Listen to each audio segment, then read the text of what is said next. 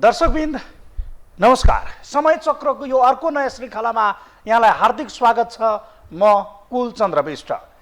प्रधानमन्त्री पुष्पकमल दाहाल प्रचण्ड जेठ 17 देखि 20 गतेसम्म भारत भ्रमणमा जाँदा थुप्रै विषयमा सम्झौता भए। त्यसमध्येको एउटा हो अरुण तल्लो र फुकोट कर्णाली आयोजना निर्माण गर्न भारतलाई दिने। तर दुर्भाग्य जति यसको चर्चा हुनुपर्ने थियो, बदलामा मुर्रा भैँसीले चर्चा पायो। अरुण तेस्रो यसअघि नै भारतको पोल्टामा पुगिसकेकाले तल्लो अरुण पनि तपाईहरूलाई नै भन्दिन, प्रचण्डलाई के को आइतबार सम्झौता नै गरेर आए। तर खुरुखुरु भए भरका खोला नाला कोशीदेखि कर्णालीसम्म भारतलाई जिम्मा लगाउँदा नागरिकको भने उठीबास भएको छ। अरुण तेस्रोका कारण सङ्खुवा सभाका सयौं परिवार वर्षौंदेखि विस्थापित भएका छन्। उनीहरूले अहिलेसम्म पनि मुआवजा बापतको क्षतिपूर्ति पाएका छैनन्। अरुण तेस्रोकै कारण नेपाली सडक छाप भइरहेका बेला प्रचण्ड सरकारले फेरि अरुण तल्लोको ताला चाबी पनि भारतकै जिम्मामा दिएको छ।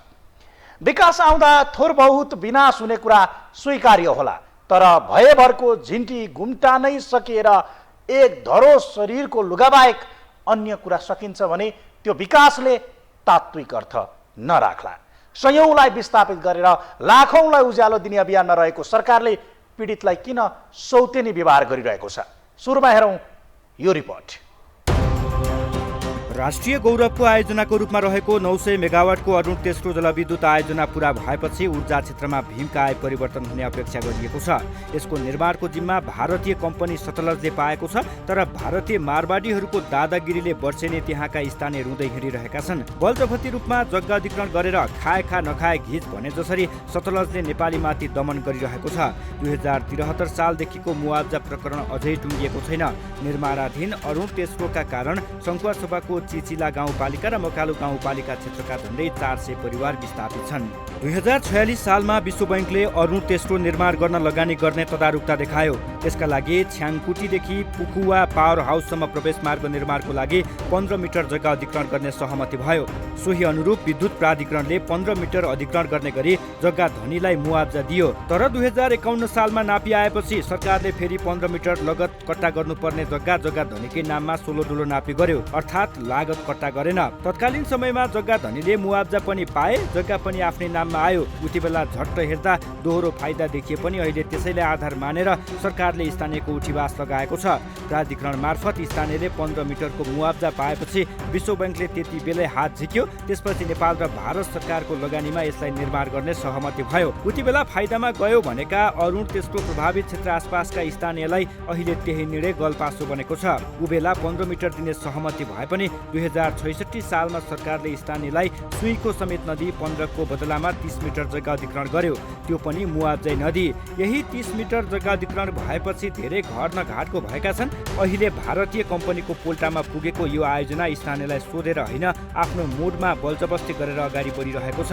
सरकारले झुक्याएर जग्गा हडपेपछि धेरै सुकुम्बासी भएका छन्। आज हामीले यत्रो आफ्नै पैतृक सम्पत्ति आफ्नै थातथलोको एउटा उचित मूल्य पाउनको लागि हामीले 7 वर्ष हामीले चाहिँ राज्यसँग चाहिँ नै एउटा चाहिँ सङ्घर्ष गर्नुपर्दाको यो तितो होइन सत्य कुराले चाहिँ यो राष्ट्रिय गौरवको आयोजनाले त विकास त ल्याउँछ होला, तर त्यहाँको स्थानीयवासीलाई उचित व्यवस्थापन गर्नु नसकेको खण्डमा हामी जस्तै सुकुम्बासी चाहिँ अवश्य हुने रहेछ। सरकारले यो क्षेत्रमा 524 रोपनी जग्गाको मुआवजा दिनुपर्ने देखिन्छ। यद्यपि 2073 सालमा सङ्घर्ष समिति गठन भएर पटक पटक आन्दोलन छेडिएपछि 2078 साल चैत 17 गतेको मन्त्री परिषद बैठकले थप 15 मिटर जग्गाको मुआवजा दिने निर्णय गर्यो। तर यहाँ कागजमै सीमित भयो। दैनिक ज्याला मजदुरी गरेर बिहान बेलुकाको छाक टार्न धौधौ पर्ने गरिब निमुखाहरू सरकारले मुआवजा देला र बासको व्यवस्था गरौँला भन्नेहरू छिमेकीको शरणमा पुगेका छन्। पाल तागेर टाउको लुकाएका स्थानीयको पीडा सरकारले देखेन, बरु उनै भारतीयहरूलाई पोस्ने गरी सरकारले फेरि अरुण तल्लो पनि जिम्मा लगाएको छ। निरन्तरको आन्दोलन र खबरदारीको बीच सरकारले प्रतिरूपनी 11,75,000 मुआवजा दिने निर्णय गरेको छ। यो पनि पीडितहरूको हातमा पुगेको छैन। उनीहरू मुआवजाको पर्खाइमा बाटो कुरिरहेका छन्। आफ्नो जग्गा भएको जस्तो त कहाँ हुन्छ त? नानी हो, अर्काको जग्गामा बस्यो भने त्यस्तो पो गरिन रहेछ, यस्तो पो गर्नुपर्ने भन्नु पनि आइपुग्छ। अब गर्दा पनि कोहीले थप्काउँछ। नेपालभित्रै भारतीयको थिचोमिचो स्थानीयले सडक दिएर सुकुम्बासी भएर मात्रै पार पाएका छैनन्। सडक दिँदा रितो भएर टकटकिएर हिँडेका स्थानीयको जमिन मात्रै होइन, भारतीय कम्पनीले आकाश पनि अतिक्रमण गरिरहेका छन्। अर्थात् सुरुमा सडक खनेर सुकुम्बासी बनाएको सतलजले अहिले घरमाथिबाट 33 केबी प्रसारण लाइनको तार टाँगेर त्रास उत्पन्न गराएको छ। सडकले सुकुम्बासी बनाएकाहरूलाई मुआब्जाले केही रात दिने अपेक्षा गरिरहेका बेला फेरि माथिबाट हाई टेन्सनले थिच्न थालेपछि स्थानीय थप चिन्तित बनेका छन्। उनीहरूले राज्यले दमन गरेको भनेका छन्। हाई टेन्सनको तार कुदाए बापत सरकारले 10% मात्रै जग्गाको मुआब्जा दिने भनेको छ। हाम्रो असहमति त्यही हाई टेन्सन भनेको 10% भन्ने कुरामा चाहिँ हाम्रो असहमति रहन्छ। यसमा कुनै पनि हालतमा हामी मान्नेवाला छैनौँ र यसमा हामीले भोलिको दिनमा जे गर्नुपर्छ हामी तयार छौँ। भारतीयको दादागिरीमा नेपाल सरकार निरह भइदिँदा धेरै नेपालीले शास्ति खिपिरहेका छन्। उनीहरूले आफूहरू विकास विरोधी नभएको भन्दै सरकारले जायज माग सम्बोधन गर्नुपर्ने भनेका छन्। तर सरकारले धेरै कुरामा व्यवस्था गरेर बल मिचाइ गर्दै अघि बढिरहेको छ। भारतीयलाई पोस्दा नेपाली नागरिकको आँसुले नपोलोस्, आफ्ना जनता रुवाएर छिमेकी रिझाउने काम सरकारले बन्द गरोस्। राष्ट्रिय गौरवको अरुण तेस्रो आयोजना सफलतापूर्वक सम्पन्न भए ऊर्जा क्षेत्रमा भीमकाय क्रान्ति हुनेछ। तर भारतीयहरूलाई सनक चढ्यो भने उसले भनेको मानिदिएन भने नेपाली भोकै प्याक प्याक भएर मर्ने स्थिति छ। भारतीय शासकहरूको मात्रै कुरा होइन, भारतीयहरू नेपाल भूमिकै कुना काप्चामा बसेर नेपाल ठेक्का चलाएर नेपालीहरूलाई आत्महत्या गराउने स्थितिमा पुर्याएका छन्। भारतीय ठेकेदारको कारण नेपालीले धन दौलत कमाउन होइन, बाँच्नकै लागि सङ्घर्ष गरिरहनु परेको छ। हाम्रै देशमा बसेर हाम्रै देशको स्रोत साधन चलाएर भारतीयहरूको ज्यादती सहनै नसक्ने अवस्थामा पुगेको छ। भारतीय ज्यादतीका कारण गाउँ नै उठिबास लागेको घटना देखाउँदैछौँ ब्रेकपछि।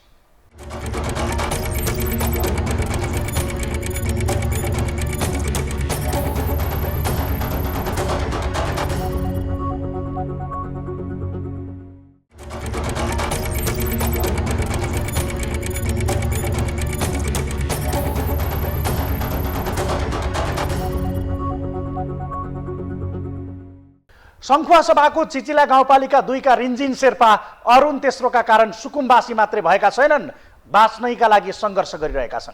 कुनै बेला सगोलमा 24 रोपनी जग्गा भएका रिन्जिन शेर्पाको परिवार एक छाकका लागि गाउँघरमा कुटो कोदालो गर्छ। तर सम्पत्तिको नाममा उनीहरूको शरीरमा भएको एक सरो कपडा मात्रै हो।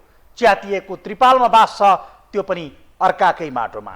यो दृश्यलाई देख्नेले धेरैको मन कुडिएला, तर यस्तै भुइँ मान्छेको बास उठाएर झलमल्ल बत्ती बाल्ने सपना हामी बुनिरहेका छौँ। सरकारले जग्गाको मुआब्जा दिए बासको ठेगान गर्ने उनको ठुलो धोको छ, तर कसैले ती भुइँ मान्छेका कुरा सुनिदिएका छैनन्। उनीहरू अहिले पनि भएभरको जग्गा सडकले मिचेर सुकुम्बासी भएका छन्, तर त्यसको तिरो भने तिरिरहेका छन्। रिन्जिन शेर्पा परिवारको यो ठिटलाग्दो र सङ्घर्षको दर्दनाक कथा देखाउनेछौँ यो रिपोर्टमा। यी रिन्जिन शेर्पा उमेरले 55 वर्ष पुगे, छिटपुट जुङ्गा फुलिसक्यो, तर यिनलाई दुःखले छोडेको छैन। सम्पत्तिको नाममा यिनीसँग शरीरमा भएको एक धरो कपडा मात्रै हो। च्यातिएको थोत्रे त्रिपाल मुनि 5 जनाको परिवार लिएर बस्ने उनको यो छाप्रो पनि आफ्नो होइन। तर रिन्जिन शेर्पा केही नभएर त्रिपाल मुनि पुगेका होइनन्। कुनै बेला दाजुभाइ सहित सगोलमा भएका उनीहरूको सङ्खुवा सभाको चिचिला गाउँपालिका 2 धरानीमा 24 रोपनी जग्गा थियो। तर विकासको नाममा अरुण तेस्रो आयोजनाले सडक खन्दा उठीबास्ने लगाएर विनाश गरेपछि उनीहरूको जङ्गलको बास भएको छ। रिन्जिन दाजुभाइको भएभरको जग्गा 6 घुम्ती सडकमा परेपछि उठीबास लाग्यो। वर्षौंदेखि निसासिएर बसेका उनीहरू मुआब्जा आउने बाटो कुर्दै थाकिसके। अरुण तेस्रोले विस्थापित बनाएको भनेपछि स्थलगत रिपोर्टिङ गर्न हामी रेन्जिन बसेको छाप्रोमा पुग्यौं। हामी पुग्दा उनी फु फु गरेर थोर बहुत सास जुटाएर अगेनोमा आगो फुक्दै थिए। फलामे उदान सहितको अगेनामा बिहान बेलुकाको खाना पकाएर खाएपछि त्यही भुइँतिर लडेर रातको 1 पहर निन्द्रा कटाउँदा रहेछन्। उनको भान्सा अगेनोको नजिकै पिडी उठाएर मरमसला पिस्ने सिलौटो राखिएको रहेछ। सँगै प्याजका डल्ला र पानीको बोतल पनि त्यसै लडाइएको थियो। पुराना मैलो लुगा, त्यो पनि हातका बाहुलाहरू कटकटिदो अवस्थामा भेटिएका रिन्जिनले हामीलाई भन्दै थिए, हेर्नु न, काममा जानुपर्ने, हजुरहरू आउनुहुन्छ भनेर पर्खी बसेको। अहिले पनि यहाँ तपाईँहरूले यो तपाईँहरू आउँछ भनेर मात्रै बसेको, नभए हिँडिहाल्ने थियो। हिँड्ने बेला भइगएको थियो। श्रीमान श्रीमती नै काममा जाने भनेपछि रिन्जिन दम्पतिले के गर्दा रहेछन् भनेर पनि हामीलाई चासो भयो। उनीहरू अहिले यो सिजनमा गाउँघरमा मकै गोड्ने काम गर्दा रहेछन्। त्यसबापत उनीहरूलाई दैनिक 300 देखि 500 सम्म हात लाग्दो रहेछ। त्यही पैसाले 5 जनाको परिवार चलाउँदा रहेछन्। कुटो कोदालो गरेरै छाक टारे पनि छिमेकीको शरणमा पुगेका रिन्जिनको परिवारसँग अहिले त्यही त्रिपाल फेर्न सक्ने अवस्था छैन। रिन्जिनको परिवार धन दौलत कमाउन होइन, बाँच्नकै लागि सङ्घर्ष गरिरहेको छ। यो हेर्दा जो कोहीको मन कुडिन्छ, तर रिन्जिन परिवारको ठिबास लगाएर उज्यालो दिने भन्दै अरुण तेस्रोको जिम्मा लिनेहरूलाई उनको पीडाले थोरै पनि छोएको छैन। यो सब भारतीय दादागिरीका कारण भएको हो। अरुण तेस्रो निर्माणको जिम्मा भारतीय कम्पनी सतलजले लिएको छ, तर गरिबको ठिबास लगाएर आफ्नो दुनो सोझ्याएको यो कम्पनीले मुआवजा दिन झुलाइरहेको छ। सास रहुन्जेल आस हुन्छ भने जस्तै 7 वर्षदेखि मुआवजाको पर्खाइमा रहेका रिन्जिनको परिवारले चटक्कै आस चाहिँ मारिसकेका छैनन्। अब 7 वर्षदेखि आसमा त्यतिकै सास जान्ने हो कि बाँकी हो कि हो, यो पनि अब त्यसको पनि भरोसा छैन। भरोसा लाग्दैन मलाई अझै पनि। के भन्न चाहनुहुन्छ गाउँपालिकालाई? अब गाउँपालिकालाई त त्यही हो, चाँडोभन्दा चाँडो दिलाइदिनु पर्यो। वडा अध्यक्ष, वडा सदस्य, गाउँपालिका अध्यक्ष, उपाध्यक्ष सबैजना भएर भएन। अब नगरपालिकामा सब प्रमुखहरू मेयरहरू छन् नि, उनीहरूले पनि एकजुट भएर गरिबको दुःख हेर्नु पर्यो। सडकको नाममा उठिबास लागेपछि उनीहरू छिमेकीकोमा आश्रय लिन पुगेका छन्। गरिबको परिवारलाई अन्धकारमा धकेली दिएर उज्यालो खोजिरहेको चिचिला गाउँपालिकाले अहिलेसम्म रिन्जिन परिवारलाई राहत दिन सकेको छैन। अरुण तेस्रोका कारण विस्थापित भएका रिन्जिन शेर्पा प्रतिनिधि पात्र मात्र हुन्। यो ठाउँमा 400 को हाराहारीमा स्थानीय विस्थापित भएका छन्। वडा कार्यालयले भने पीडितको समस्यामा मलम लगाउन निरन्तर प्रयास गरिरहेको दाबी गरेको छ। अहिले त्यसलाई चाहिँ यो बर्खाको टाइममा मेरो अब यो तत्कालै मिटिङ हुँदैछ वडामा, वडा सदस्यहरू मार्फत हामीले के गर्न सक्छौँ। अब सामुदायिक वनसँग कोअर्डिनेसन गरेर, हाम्रो कुमार दाइसँग कोअर्डिनेसन गरेर अब फेरि आउँदाखेरि चाहिँ त्यो अवस्थामा नरहनको लागि राख्ने छैन। म त्यो अवस्थामा चाहिँ राखिरहन सक्दिनँ भन्ने यहाँ प्रतिबद्ध गर्न चाहन्छु। सोझा सिधा शिक्षाको पहुँचबाट टाढा रहेका निमुखा जनतालाई बलमिचाइ गरेर भारतीयहरूले अहिले अरुण तेस्रोमा रजगज गरिरहेका छन्। यिनीहरूले स्थानीयको उठिबास मात्रै होइन, त्यही काम लगाएर कर्मचारीदेखि ठेकेदार समेतलाई करोडौँ रुपियाँ नदिएर घर न घाटको बनाएका छन्। नेपालमा आफ्नो प्रभुत्व जमाएर भारतीय ठेकेदार कम्पनीले दबाब र प्रभावको भरमा नेपालीको उठिबास लगाउँदैछ। प्रचण्ड सरकारले नेपालीमाथि धावा बोल्ने भारतीय कम्पनीलाई कारबाहीको सट्टा उल्टै ऊर्जामा कायापलट गर्ने भन्दै फेरि भारतलाई अरुण तल्लो जिम्मा लगाएर आएका छन्। नेपालको सबै खोलानाला आफ्नो पोल्टामा परेपछि भारतीय कम्पनीहरूले नेपालीमाथि अत्याचार गरिरहेका हुन्। हामीले यसअघि पनि अरुण तेस्रोको जिम्मा लिएको भारतीय कम्पनीले कालीकोटका ठेकेदारलाई काम गरेर रकम नदिई सडक छाप बनाएको विषयमा समय चक्र मार्फत खबरदारी गरेका थियौँ। अरुण तेस्रो जलविद्युत आयोजना भारत र नेपालको संयुक्त लगानीमा सुरु भइरहेको परियोजना हो। यो योजना बनिसकेपछि प्रारम्भिक चरणमा भारतीयहरूले 77% विद्युत भारतमा लगेर खपत गर्नेछन्। 25 वर्षपछि मात्रै नेपालले पूर्ण स्वामित्वमा यो प्राप्त गर्नेछ र 57 अर्ब रुपियाँ भारतले यो विद्युत आयोजनामा लगानी गरिरहेको छ। त्यसैले निर्माण ठेक्का पनि भारतीय कम्पनीले पाएको छ। सतलजले आयोजना निर्माणको काम गरिरहेको छ, तर भारतीय नायकीहरूको दबाब नेपालीहरूले नराम्ररी खेपिरहेका छन्। यिनीहरूको बाज उजाडेको परिवार अनगिन्ती छन्। जग्गा अधिग्रहण गरेर मुआवजा नदिएर मात्र होइन, काम लगाएर करोडौँ रकम भुक्तानी रोकेर पनि यिनीहरूले नेपालीको हरिबिजोग बनाइदिएका छन्। बाँकी प्रसङ्ग जोड्नेछौँ ब्रेकपछि।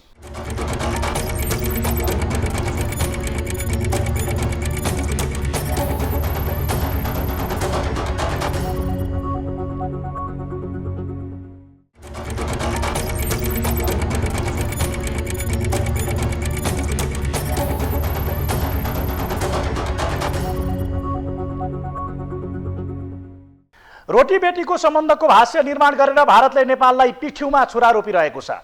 नेपालको राजनीतिक परिवर्तनमा भारतले देखिने गरी नाङ्गो हस्तक्षेप गर्छ। यति हुँदा पनि हामीले सहेकै छौँ। यो राज्य संयन्त्र निकम्मा हुँदाको परिणाम हो। नेपालीले खोला तर्न खोज्दा तुइन काटिदिएर नदीमा हालिदिन्छन्। त्यति हुँदा पनि सहनु परेको छ। हाम्रो भूमिमा भारतीय सेना परेड खेल्छन्, त्यो पनि हेरेरै बसेका छौँ।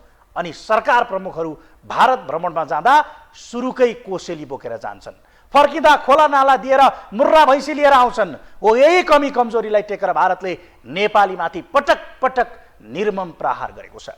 यदि अरुण तेस्रोमा सरकारले सम्झौता अनुसार आयोजना निर्माण गर्न दिएको हो, नेपालीमाथि ज्यादती गर्ने होइन भने सायद उनीहरू हच्किन्थे, तर त्यत्रो आँट कसको?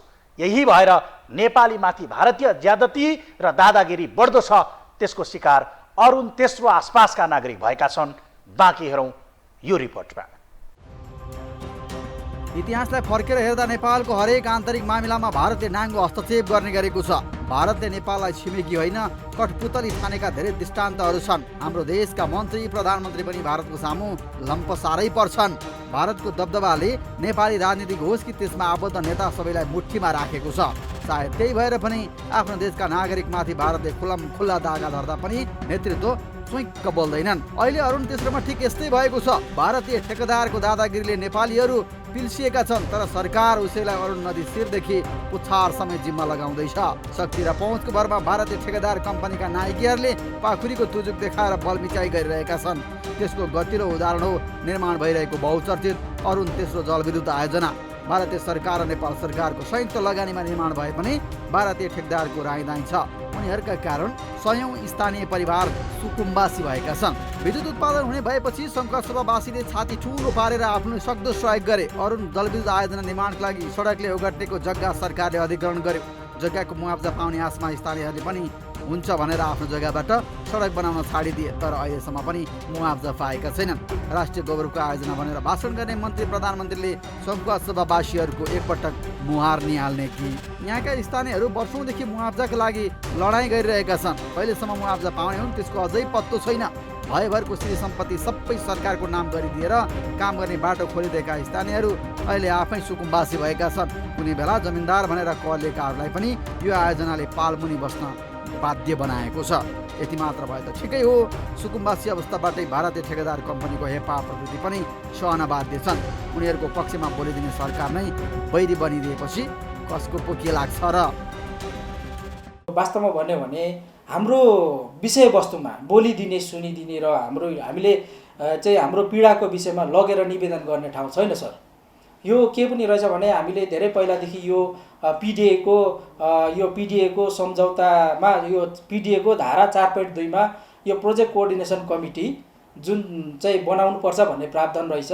यो बनिनुपर्छ भनेर पटक पटक हामीले कुरा उठाउँदै आयौँ र लगानी बोर्डले यसलाई 2075 भदौको चाहिँ 23 गते यसलाई स्वीकृत पनि गरेको छ। तर आजसम्म त्यो सदस्य को पठाउने भनेर त्यो चाहिने एउटा चाहिने के अरे नाम नतोक्दाखेरि यो आजसम्म त्यो बैठक पनि बस्न सकेको छैन। दुई ढुङ्गाको तरुल जस्तो भएको हाम्रो देश नेपाल भारत र चीनको चेपुवामा छ। चीनले कूटनीतिक रूपमा हस्तक्षेप गरे पनि भारतको जस्तो नाङ्गो रूप देखाउँदैन। अहिले सङ्घसभावासीहरू भारतीयको थिचोमिचो सहेर बसेका छन्। भारतीयहरूले हाम्रै भूमिमा बसेर हामीमाथि नै खुल्लमखुल्ला कानुन लाने चुनौती दिएर दादागिरी प्रदर्शन गरिरहेका छन्। सरकार लाचार हुँदा छिमेकीले कमजोरीमा खेलेको उदाहरण हो यो।